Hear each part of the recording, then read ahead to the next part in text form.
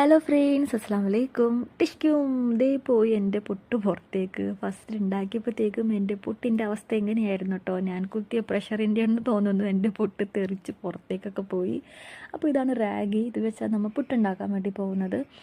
ഇങ്ങനെ റാഗി നമുക്ക് ഇവിടെ കിട്ടുമോ എന്ന് എനിക്കറിയത്തില്ല. അപ്പോൾ ഇത് പാലക്കാടിൽ നിന്ന് എൻ്റെ ആൻറ്റി കൊടുത്തയച്ചതാണ് കേട്ടോ. അപ്പോൾ റാഗി ഒന്ന് കഴുകി ഞാൻ വെച്ചിട്ടുണ്ട്.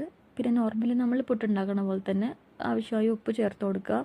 പിന്നെ വെള്ളം അധികം ചേർത്ത് കൊടുക്കണമെന്നില്ല, ഓൾറെഡി നമ്മുടെ റാഗി വെറ്റാണ്. അപ്പോൾ അതുകൊണ്ട് വെള്ളം ഇങ്ങനെ തളിച്ച് കൊടുത്താൽ മതി. പിന്നെ പുട്ടുകുറ്റിയിൽ തേങ്ങ ഇട്ട് കൊടുക്കുക, പിന്നെ റാഗിയുടെ മിക്സ് ഇട്ട് കൊടുക്കുക. അങ്ങനെ പുട്ടുകുറ്റിയിൽ ഞാൻ സെറ്റാക്കി വെച്ചിട്ടുണ്ട് നമ്മുടെ റാഗി. കുറച്ചധികം തേങ്ങ ഇട്ടാൽ നല്ല ടേസ്റ്റ് ആയിരിക്കും കേട്ടോ. അങ്ങനെ ഒരു തേർഡ് അറ്റംപ്റ്റ് ആയപ്പോഴത്തേക്കും എൻ്റെ റാഗി പുട്ട് സെറ്റായി വന്നിട്ടുണ്ട്. പിന്നെ ഇതിന് പ്രത്യേകിച്ച് കറിയൊന്നും വേണമെന്നില്ല, നല്ല പഴം ഉണ്ടെങ്കിൽ അടിപൊളിയായിട്ട് കഴിക്കാം കേട്ടോ. അപ്പോൾ അത്രയേ ഉള്ളൂ. Thank you for watching.